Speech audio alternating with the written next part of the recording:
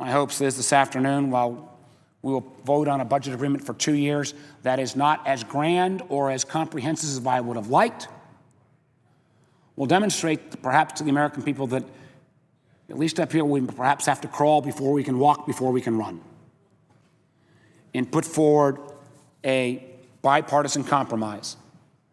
And a great deal of that credit goes to Chairman Murray and Chairman Ryan, that says for at least the balance of this fiscal year and for the next, let's take off the threat of another shutdown, of unprecedented furloughs. Let's not relax our focus on deficit reduction.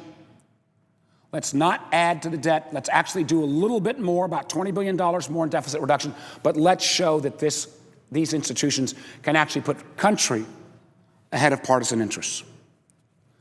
Now, in this compromise, not everyone got what they wanted. I would have argued strongly that the big enchilada remains. How do we really take on, in a major way, that $17 trillion debt that clicks up about $4 billion a night?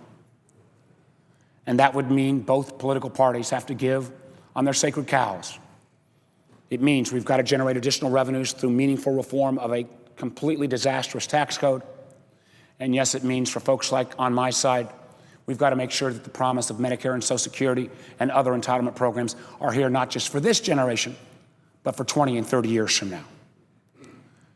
But some of those challenges will have to be put off to another day.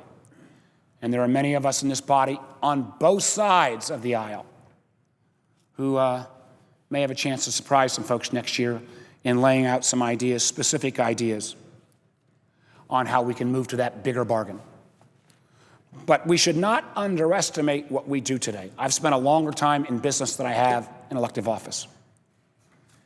And what this country is yearning for, what consumers are yearning for, what business leaders are yearning for, is just a little bit of predictability. We've seen growth rates go up higher than estimated. We've seen job growth coming quicker than, as monthly revisions are made, going up even higher than we thought.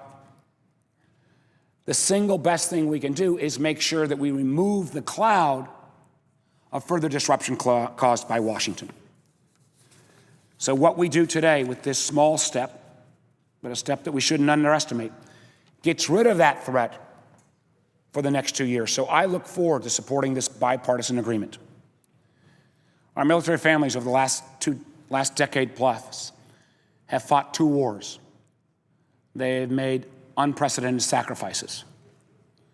Oftentimes, they are the only Americans making sacrifices through many of the years of the last decades. And Virginia is home to the nation's largest concentration of active duty and retired military personnel. And I consider it an honor to represent them here in Congress.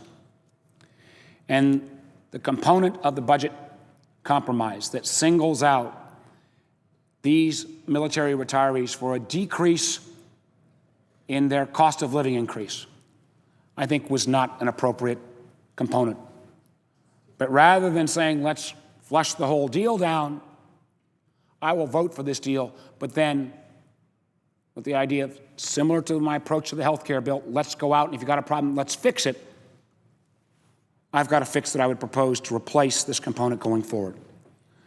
I've been joined in this effort by my friend, the senator from Virginia as well, Senator Kaine, and my good friend, well, former governor as well, Senator Shaheen, to introduce legislation that would eliminate this close to $6 billion hit on our military retirees. Our legislation would replace, doesn't add to the debt or deficit, our legislation would replace this, I believe, unfair hit to our military retirees by closing certain corporate tax loopholes that would generate sufficient revenue to make sure that our military families would not be unfairly affected.